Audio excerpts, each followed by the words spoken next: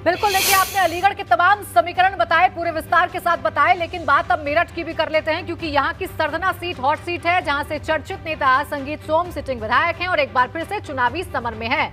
Sardhana seat से भाजपा के प्रत्याशी संगीत सोम का कहना है कि आज भाजपा की लहर है। एबीपी गंगा ने संगीत सोम से खास बातचीत की, क्या कुछ कहा उन्होंने, आइए आपको सुनवाते हैं। करके आ रहे हैं सर, क्या माहौल है अभी आप घूम रहे हैं? अरे गजब का माहौल है यार, एकदम भारतीय जनता पार्टी 350 सीट पार कर रही है। लोगों के लिए क्या संदेश देना चाहेंगे इस समय, क्योंकि वोटिंग चल रही है, ज्यादा से ज्यादा लोग मतदान करें? लाल टोपी सर पे, गोल टोपी जेब में। जी। 10 तारीख के बाद अगर लोगों ने नहीं समझा तो गोल टोपी सर पे आ जाएगी, लाल नीचे आ जाएगी। अच्छा, ये जानना चाह रहे हैं कि इस बार बताया जा रहा है कड़ी टक्कर है सपा के साथ, आप क्या मानते हैं? क्या बात यार, टक्कर की बात करो, कहीं टक्कर नहीं है, कैसी बात आप कर रहे हो?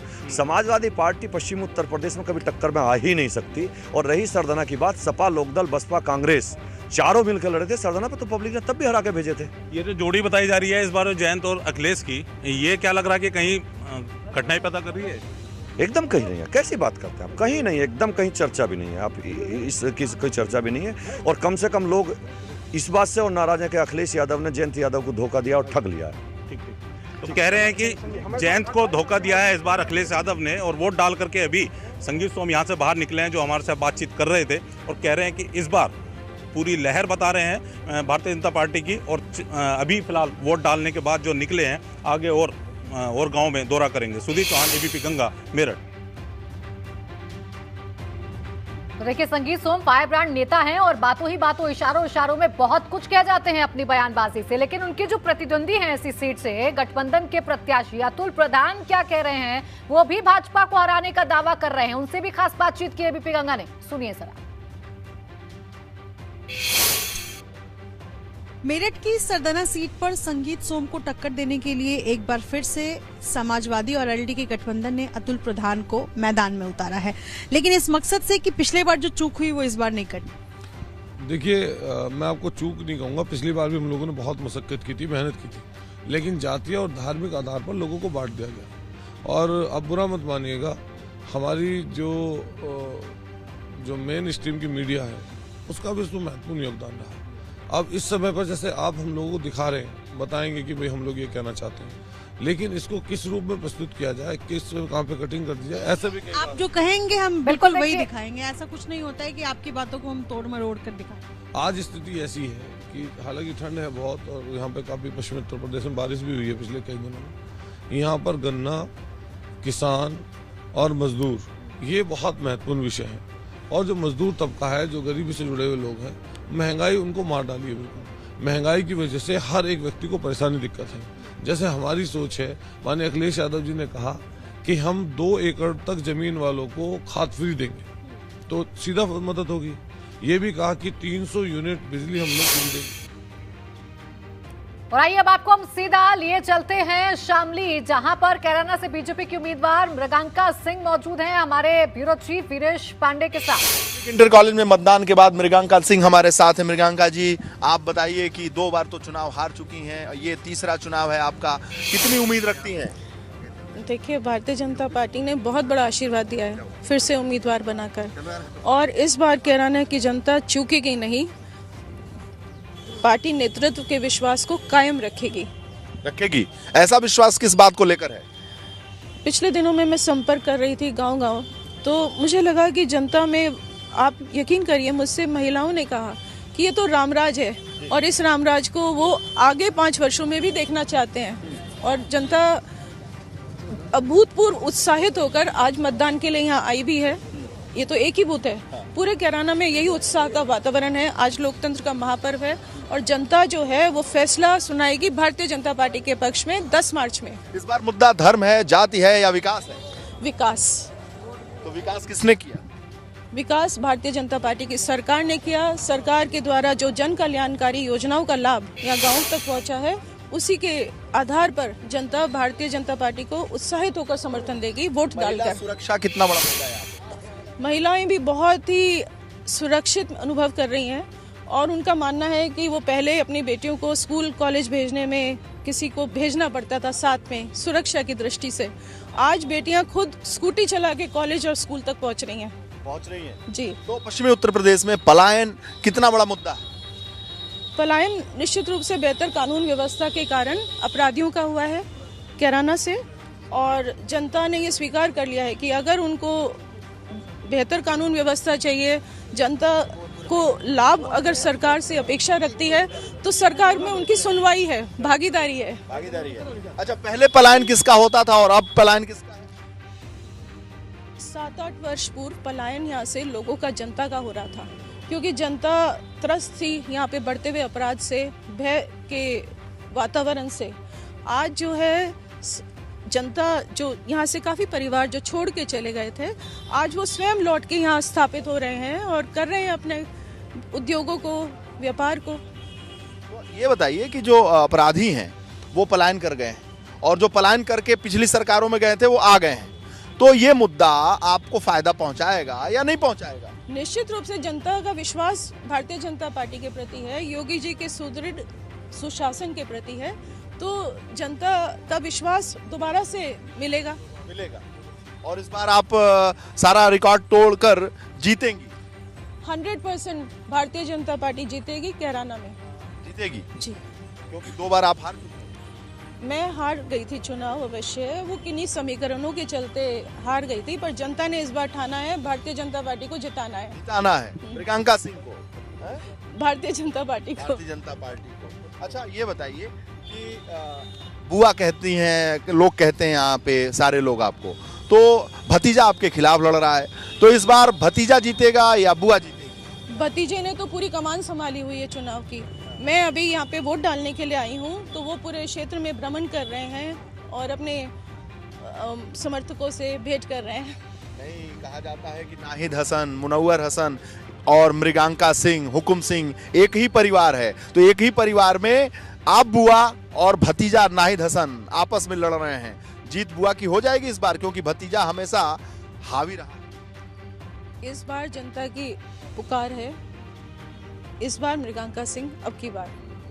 इन्होंने कहा कि जनता की पुकार है, अब की बार मृगांका सिंह है। तो आपने देखा कैराना में वोट डालने के बाद मृगांका सिंह हमारे साथ थी और पूरे आत्मविश्वास के साथ हैं और कह रही हैं न जाति न धर्म, इस बार विकास मुद्दा है कैराना और पश्चिमी उत्तर प्रदेश में। कैमरामैन हरिओम के साथ वीरेश पांडे, कैराना। देखिए, मृगांका सिंह को आप सुन रहे थे, जो कि कैराना के कद्दावर नेता रहे हुकुम सिंह की बेटी हैं और उन्हीं की विरासत को आगे बढ़ाती हुई नजर आ रही हैं और एक बार फिर से यहां पर अपनी जीत का दावा करती हुई वो नजर आई हैं। चलिए बात बुलंदशहर की कर लेंगे, जहां बारात में जाने से पहले दूल्हे ने मतदान किया। मतदान केंद्र पर थर्मल स्क्रीनिंग और सैनिटाइजर के बाद दूल्हे बलराम ने वोट डाला। मतदान करने के बाद देवीपुरा से बारात लेकर लोनी के लिए दूल्हा रवाना हुआ।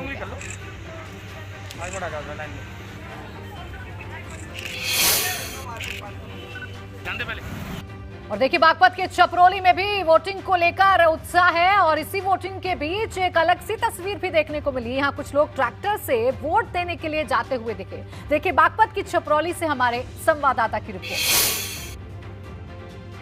बागपत जिले के छपरोली विधानसभा में इस वक्त हम मौजूद हैं और इस विधानसभा में भी तमाम जो पोलिंग बूथ हैं वहां पर वोटर सुबह से ही पहुंच रहे हैं। एक तस्वीर आपको दिखाते हैं कि एक ट्रैक्टर में सवार होकर कई सारी महिलाएं पहुंची हैं अपने छोटे छोटे बच्चों के साथ और कोशिश ये है कि जल्द से जल्द वो वोट डालें और कोशिश करें उस प्रत्याशी को चुनने की जो उनके लिए काम कर सके। तो ये तस्वीर हम आपको दिखा रहे हैं सुबह की कि तमाम महिलाएं देखिए छोटे छोटे बच्चों के साथ यहाँ पर पहुँची हैं और सभी को पता है कि आज बड़ा दिन है और वोट ज़रूर करना है। अम्मा, वोट करने जा रही हैं आप ट्रैक्टर में? हाँ। तो क्या मुद्दा है इस बार चुनाव में? विकास का है। काम हो रहा है? हाँ। आप तो बच्चे के साथ आए? हाँ जी। ठंड भी बहुत है। हाँ जी। क्या मुद्दा है वो इस बार? विकास का है जी। हाँ जी। आप ये बताइए कि किस मुद्दे पर आप वोट डालें? विकास पर। हाँ जी।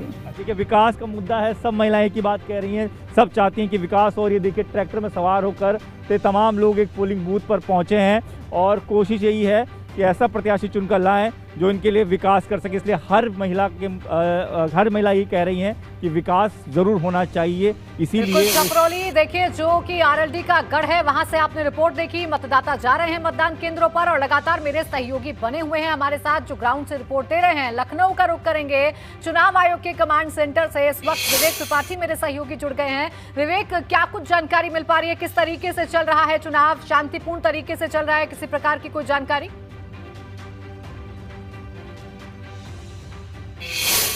देखिए प्राची, यहाँ पर कंट्रोल रूम में मैं हूँ और इस समय ब्रह्मदेव तिवारी जी भी यहाँ पर आ चुके हैं। हम बात करेंगे सर से। सर, क्या स्थिति है चुनाव की? चुनाव हर जगह शांतिपूर्ण तरीके से और व्यवस्थित ढंग से चल रहा है और अच्छे मतदान की खबरें आ रही हैं। अभी तक कितना परसेंटेज है सर? देखिए, जो बाई आवरली रिपोर्ट आई है उसमें 7.93% प्रथम चरण में मतदान की रिपोर्ट मिली है। ये आपकी टीम है सर, ये यहाँ पर सारे लोग बैठे हुए हैं, कितने लोग हैं इसमें? देखिए, इसमें रोस्टर में ड्यूटी लगी हुई है और आप देख रहे हैं कि इस समय जो है एक समय पर 10 कार्मिक और अधिकारी यहाँ बैठते रहते हैं और लगातार जो है 11 जिले इनके बटे हुए हैं, तो जिलावार एक जिले की लोग मॉनिटरिंग कर रहे हैं, विधानसभा वार मॉनिटरिंग की जा रही। कहीं से कोई भी खबर आ रही है, संबंधित व्यक्ति उसकी सूचना लेकर के उस पर कार्यवाहियाँ भी करा रहा। पूरी यदि कहीं कोई मशीन खराब हुई है तो और कोई विषय है तो इस पर तत्काल कार्यवाही कराई जा रही है। अभी तक कितनी समस्याएं आई हैं यहाँ नोटिस? देखिए, जो समस्याएं आ रही हैं उनका तत्काल संज्ञान लिया जा रहा है। कुछ जगहों पर ईवीएम की समस्याएं मिली हैं और उन सभी में समय रहते कार्यवाही कराई गई है।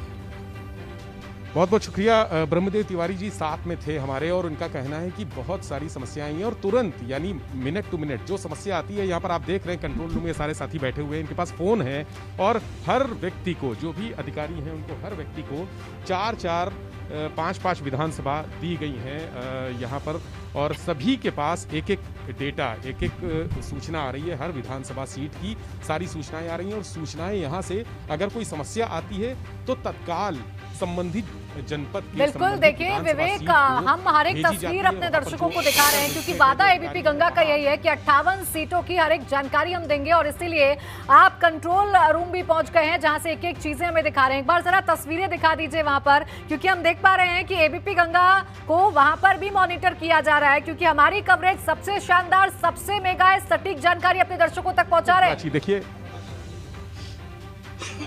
सामने इतना बड़ा टीवी स्क्रीन आप देख रहे हैं। इस टीवी स्क्रीन पर एबीपी गंगा यहाँ पर चैनल लगा हुआ है और यहाँ से जो भीड़ दिख रही है, जो मतदाताओं की भीड़ हर सेंटर पे, हर बूथ पे जो यहाँ पर भीड़ दिख रही है, उस भीड़ को देखकर एक यहाँ अंदाजा जो लगाया जाता है, परसेंटेज का सूचना तो आ ही रही है, लेकिन इस भीड़ को देखकर भी ये अंदाजा लगाया जाता है कि कितनी ये संभावना जताई जा सकती है, कितना परसेंटेज पहुँच सकता है। यानी आज जो मतदान केंद्रों पर भीड़ लगी है उसको इस टीवी स्क्रीन पर यानी एबीपी गंगा को देखकर ये माना जा रहा है, यहाँ जो अधिकारी हैं, जो कर्मचारी बैठे हैं कि 65%। बिल्कुल, देखिए तमाम जानकारी एबीपी गंगा पहुंचा रहा है। हम लौटेंगे आपके पास विवेक और आपसे और भी जानकारी हम हासिल करेंगे, लेकिन और भी सहयोगी हैं जो कि ग्राउंड पर मौजूद हैं और पोलिंग बूथ से हमें हर एक तस्वीर दिखा रहे हैं। रतीश का रुख करेंगे जो कि अलीगढ़ से मौजूद है हमारे साथ। रतीश, जरा दिखाइए तस्वीरें, कितनी लंबी लंबी कतारें हैं पोलिंग बूथ्स पर। रतीश, आएंगे आपके पास, लेकिन इस बीच एक बड़ी खबर मिल रही है आगरा से, जहां मतदान के दौरान ईवीएम मशीन में खराबी की जानकारी सामने आ रही है। बड़ी खबर आगरा से, मतदान के दौरान ईवीएम मशीन में खराबी आ गई है। बड़ी खबर, आगरा के बटेश्वर स्थित बूथ संख्या 228 पर ईवीएम मशीन खराब हो गई है। ये बड़ी खबर इस वक्त मिल रही है। आगरा के बूथ संख्या 228 पर 1 घंटे से मतदान रुका हुआ है। मतदान करने आए ग्रामीणों में भारी आक्रोश देखने को मिल रहा है क्योंकि 1 घंटा बीत चुका है, इंतजार कर रहे हैं मतदाता वहां पर, लेकिन अभी तक जो खामी आई है उसे दुरुस्त नहीं किया जा सका है, जिसकी वजह से मतदाताओं को इंतजार करना पड़ रहा है और वही उनके गुस्से की भी वजह बनता हुआ नजर आ रहा है। तो देखिए, पश्चिम उत्तर प्रदेश के बड़े चेहरे किसान नेता राकेश टिकैत क्या कह रहे हैं, सुनिए जरा। देखिए के साथ मनोज्ञा लोईवाल, मुजफ्फरनगर, एबीपी न्यूज। तो देखिए आपको सुनवाएंगे राकेश टिकैत भी क्या कुछ कह रहे थे, क्योंकि राकेश टिकैत इस बार उत्तर प्रदेश, खासकर पश्चिमी उत्तर प्रदेश की राजनीति में अहम भूमिका निभाते हुए नजर आ रहे हैं, क्योंकि इस बार पश्चिमी उत्तर प्रदेश का जो सियासी मिजाज है वो किसानों पर टिका हुआ है। यहाँ के जाट जो नेता हैं, जो जाट यहाँ के समीकरण है उस पर टिका हुआ है, और इसी वजह से हर एक जानकारी एबीपी गंगा आप तक पहुंचाने की कोशिश कर रहा है कि खबर हम आप तक पहुंचा रहे हैं। 58 विधानसभा सीटें और 58 रिपोर्टर्स तैनात हैं कि जानकारी आप तक पहुंचाने के लिए।